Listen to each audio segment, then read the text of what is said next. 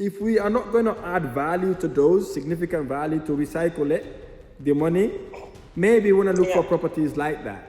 I mean, the house itself was really good. It could be turned into a five-bed. But when I was driving from there, I was thinking to myself, this is in the middle of nowhere. Don't get discouraged, right? It wasn't for us. They've just messed us about. We're going to learn from it and make sure the next one we have, they're not going to mess us about. When we're buying properties, we need to have two exit strategies. If you remember. I said we're not going to rely on those people. I said we got to buy properties that we can add value to so we can recycle our money out. Either we can still rent it to the supported living people or we can rent it to a family. So we should not rely on those people, as I said that day. This just shows us what I was saying is kind of makes sense. So with the properties that we're intending to buy, if we are not going to add value to those, significant value to recycle it, the money, maybe we want to look for properties like that, right? Instead of buying it again, we tie ourselves in not doing a lot more money, a lot more work there, hoping that someone else, they will take it, and then they also find another reason for not taking it. So if you remember, when we're doing our analysis based on buy-to-let anyways, and based on BRRR, buy, refurbish, refinance, and recycle our money.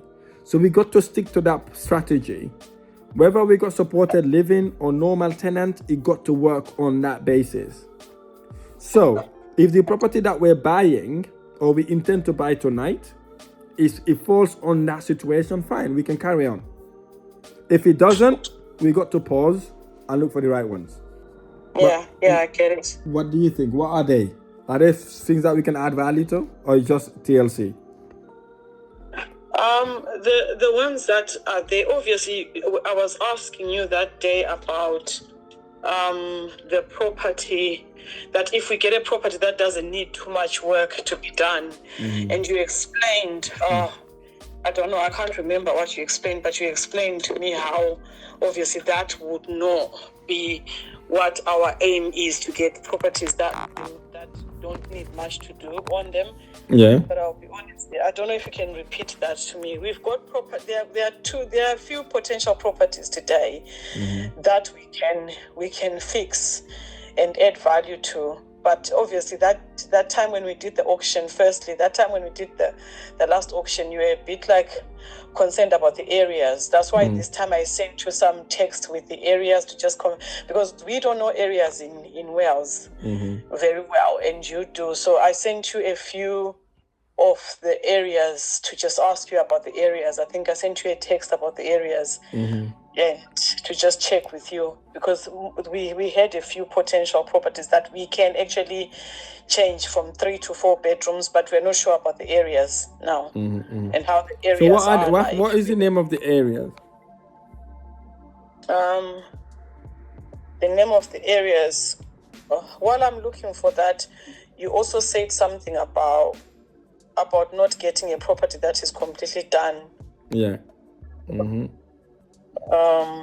So the areas where I can't pronounce this. Just let me just. I can see here. Send it to you. I can see Abba.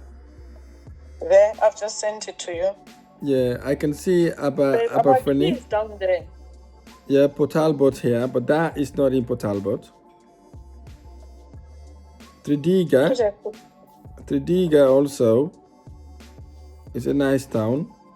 Okay, yes, you got here.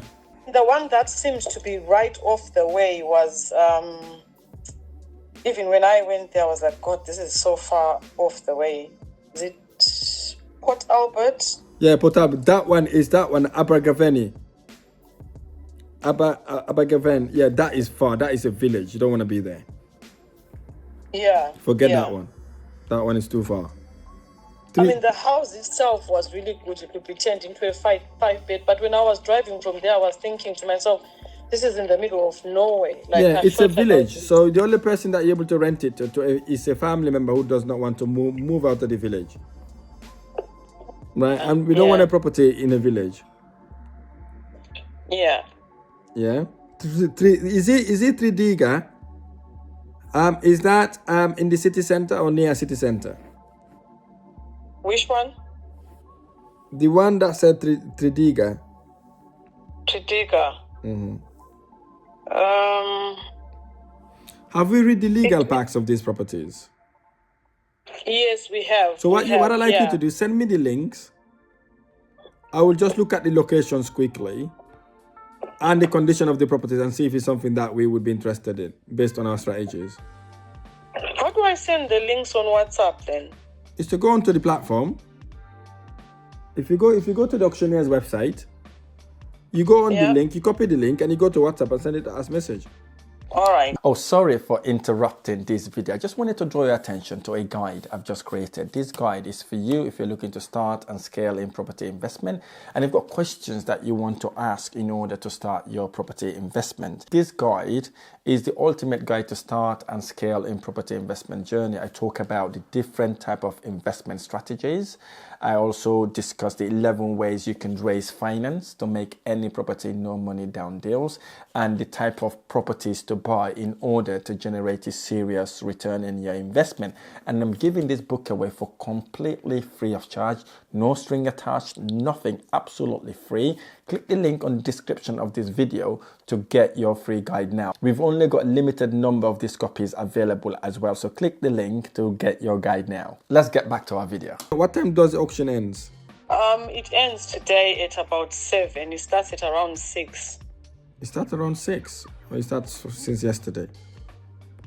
Yeah, I mean the final bit. Yeah, I started yesterday. And then it ends at 6 today, right? Yeah. Okay. Right, send the links to me. I will have a quick look at the properties and the location. Okay, I'll send you the links. I'd actually screenshotted them because I couldn't send the links. Yeah, because I want to click on. I need to click on them. Yes, I want to click on them. So if you go to the properties, right, you click on it in Paul Fosh. When you click on the property, you look at the browser. Anyway, you type www. Yeah. You click on that, it would highlight everything there. Then you copy. You go to WhatsApp and paste it on your message and send it to me. That's how you do it. Okay. You got I'll it? do that first. Yeah, I got it. I'll do that and send them to you just now. Fantastic. So, okay. all I'm gonna say is, don't get discouraged. Right? It wasn't for us. They've just messed us about. We're gonna learn from it and make sure the next one we have, they're not gonna mess us about. Okay. And also, this becomes a proof to say we have to have 2 exit strategies, right? Okay. So it is a good thing that we've learned from it. Take courage, and then we just have to move on to the other one. You've got Bah Properties email address, right? Yes, I do, and their phone number. It's info@bahproperties.co.uk. Yeah? Yeah. Okay, not a problem. I'll speak to you soon. Okay, thanks. Cheers, I'll bye. send you that. Okay, Oh, no bye. problem. Bye. Again, I'm helping this investor here. We have supported living, promised to take on the property, but for whatever reason, they just bailed out on her, and she's so upset.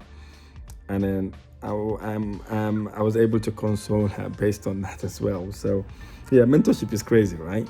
It's not just about buying properties. It's like therapy there as well, and also encouraging, motivating people not to give up and all that stuff. The property, we recycle all our money out, but she wanted more because supported living would have given us more money for it. But hey, this is what it is.